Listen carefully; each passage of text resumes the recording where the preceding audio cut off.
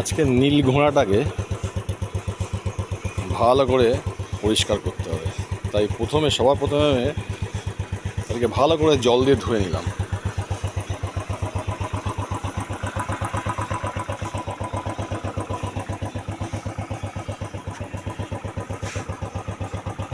এটাকে সবার প্রথমে ভালো করে জল দিয়ে ধুয়ে নিলাম। এরপরে চেনটা ক্লিনিং করব।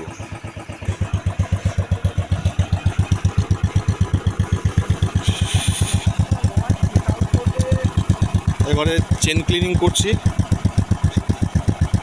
চেন ক্লিনিংটা এটা অনলাইন থেকে কিনতে পাওয়া যায়। এই ধরনের ব্রাশ ইউজ করলেই ভালো হয়। সেটা একটু আপনি ডিজেল বা চেন ক্লিনিং একটা পাওয়া যায়, তেল পাওয়া যায়, সেটা অনলাইন থেকে কিনলেও করতে পারেন। আমি যেটা ইউজ করি ন্যাচারালি সেটা হচ্ছে এইটা।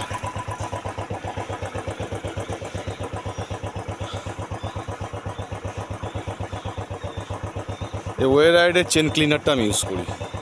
এইটা দিয়ে চেনটা ক্লিন করে নিচ্ছি প্রথমে।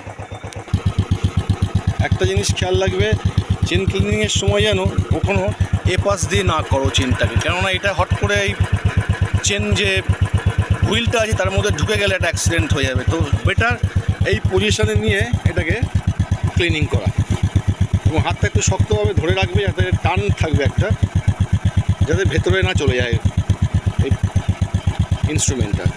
এবং এটা 3 ওয়ে ক্লিনার। এটা চেনের 3 দিকই পরিষ্কার হচ্ছে, ধুলোবালি যা আছে।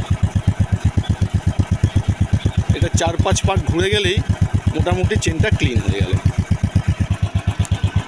এবার একটা শুকনো কাপড় দিয়ে ঠিক এইভাবেই এটাকে একটুখানি পরিষ্কার করে পুছে নিতে হবে, কারণ এরপর আমি চেন লুব্রিকেশন লাগাবো। তো তার আগে এই জিনিসটাকে পোষা করে নিতে হবে। এর জন্য বেটার পজিশন হলো এই কাপড়টা এই পাশে ধরা, যেখান থেকে চেনটা এই পিস্টনটাকে ছেড়ে মেশিনে যাচ্ছে এইখানে।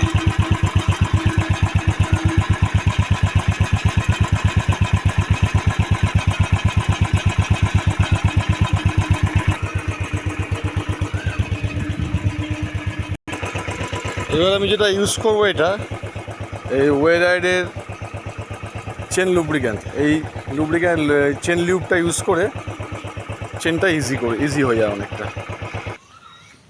একটা কথা মাথায় রাখবেন, চেন ক্লিনারটা লাগাবার পর অ্যাটলিস্ট 8 থেকে 10 মিনিট বাদে কিন্তু চেন লুব্রিক্যান্ট লাগাবেন। এবারে পালা চেন লিউবটা লাগানো। চেন লিউবটা কিন্তু লাগানোর সময় মনে রাখবেন মাঝখানে দেবেন না, 2 সাইডে, যেখানে চেনের রিডগুলো বিট করা রয়েছে। স্লোলি এখানে আর এ পাশে।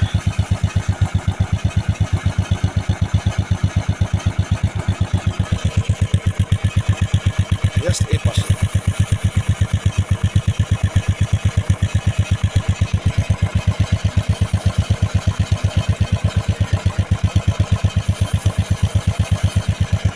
মাঝখানে দেওয়ার কোনো দরকার নেই,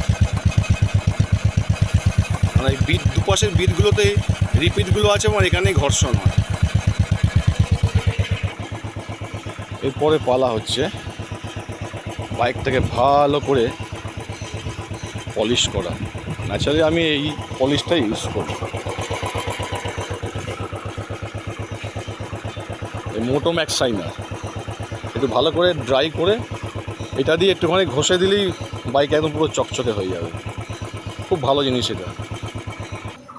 এই মোটোম্যাক্স শাইনারটা দিয়ে বেশি না, একটু অল্প জাস্ট এরকম দিয়ে দিলেই হয়ে যাবে। দিয়ে এটা পরিষ্কার না কাপড় দিয়ে খালি একটু রাব করে দিতে হবে।